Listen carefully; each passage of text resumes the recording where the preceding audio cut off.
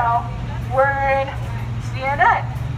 So, since they lacked the spine to cover the case, then I'll just cover it for them. We'll cover it for them.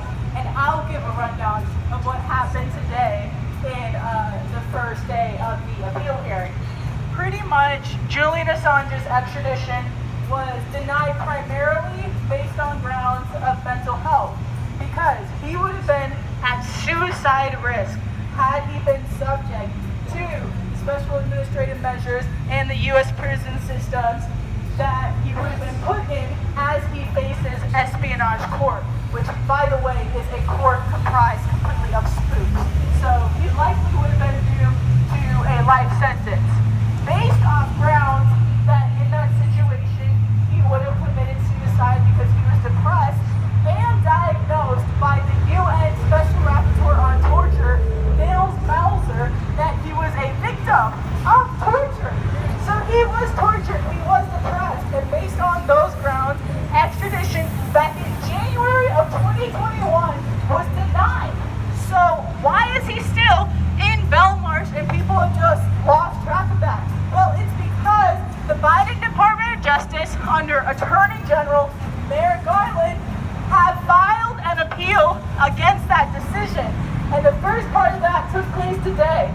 So, extradition was denied based off mental health grounds. So, this first day, we had to sit through, or well, not we had to sit through, because you actually can't watch the court proceedings without special credentials. You can't even watch a trial take place, because isn't that what's supposed to happen in a democracy? Please, yeah, we know what the U.S. is about. We know exactly what happens with this type of stuff. While it might surprise some groups, it really doesn't surprise us that people were not able to get in to watch their rights disappear more and more before their eyes.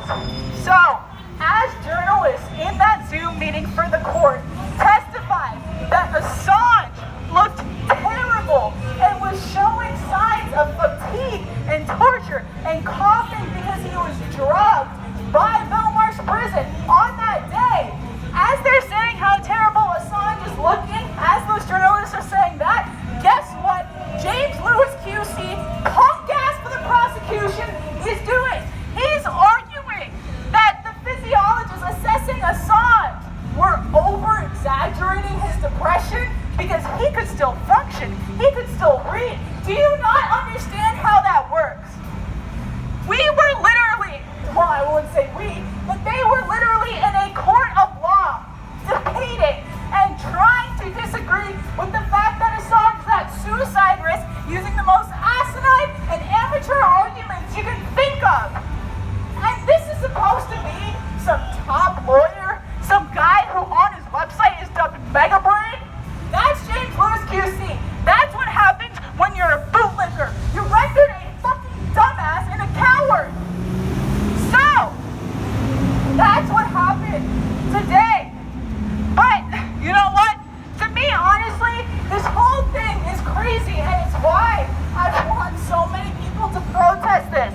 Because it's so crazy that we have to sit here in America and lose track of and listen to a bunch of lawyers debate and legislate over when it's okay to do journalism, over when it's okay to solicit, share, and publish information. Literally, primary resources. WikiLeaks exposed the truth. Primary resources. Every college professor's favorite thing. And yet, WikiLeaks is vilified by the fuckwads at CNN and others.